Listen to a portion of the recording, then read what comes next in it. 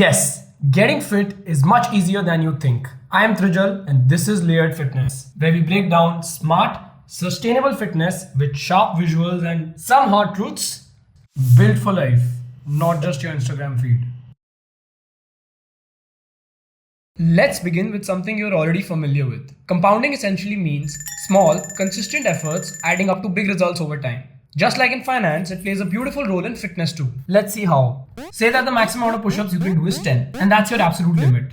Now, if you ever train close to failure even once, you know that kind of effort wipes you out. You can only train that hard twice a week. Chalo 3 बार कर लोगे if you're highly motivated, but not more than that. That's because going all out leaves your muscles sore, and you'll need at least 3, sometimes even 4 days to fully recover if you're a beginner. But it's not sustainable, especially if you have a life outside the gym. Back to the math. 10 push-ups twice a week equals 20 per week. That's 1040 push-ups in a year. Now, let's say you only push yourself to about 70% of your max. That's 7 push-ups, but you can do it 4 times a week instead of 2. Wow. Makes it 28 push-ups per week or 1456 push-ups in a year, which means over 400 additional reps than the all-out approach, which, by the way, is what most people try to do.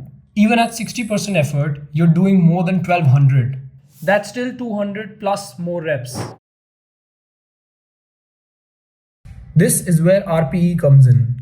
RPE, or rate of perceived exertion, is nothing but a scale from 1 to 10 that helps you gauge how hard you're working. Training at 6 or 7 RPE not only feels easier, but also compounds over time to give you more total volume with less stress on your body. And here's what no one tells you. जब आप अपनी maximum capacity पे train करते हो, you also become way more susceptible to injuries. Wait, you're still not convinced? Here's the real deal. 7 RPE पे train करके आप पहले ही साल में 45% extra push-ups करते हो. Think about it. It's almost 1.5x. Which means if someone who is crushing all his workouts is at 100, you're at 150. And all this with better consistency, less fatigue, and way less soreness. So that consistency over intensity approach totally rewired my thinking. It made training more enjoyable and sustainable. You stop thinking in 30-day challenges and start thinking in terms of hundreds of workouts over a lifetime. That shift is powerful. What if I tell you that you literally start looking forward to your next workout? Because now you're not going there to kill yourself. In fact, you come out of the gym feeling better than when you walked in, which is how it should be. आपने कुछ लोगों को देखा होगा जो ऐसे insane physical transformations करते हैं and in no time they're back to their previous physiques.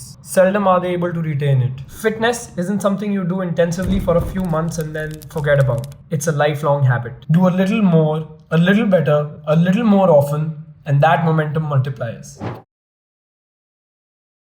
So I stumbled across Joe Rogan's podcast with Firas Zahabi, one of the greatest MMA coaches of all time, in which he breaks down this exact philosophy of training. He says, I'm a big believer in never being sore. You should train, and the next day you should wake up feeling good. This approach towards training was literally a game changer for me. I've also linked the podcast in the description, and I highly recommend giving it a listen. So yes, getting fitter really does become much easier than you think. And don't get me wrong, training at 6 or 7 RPE doesn't mean that you're just chilling and not pushing yourself at all. If you really want to know how exactly you can achieve significantly more by training less, keep watching and don't forget to hit subscribe because there's a lot more coming. And lastly, if you've got any thoughts, ideas or fitness myths that you want me to cover, drop them in the comment section down below.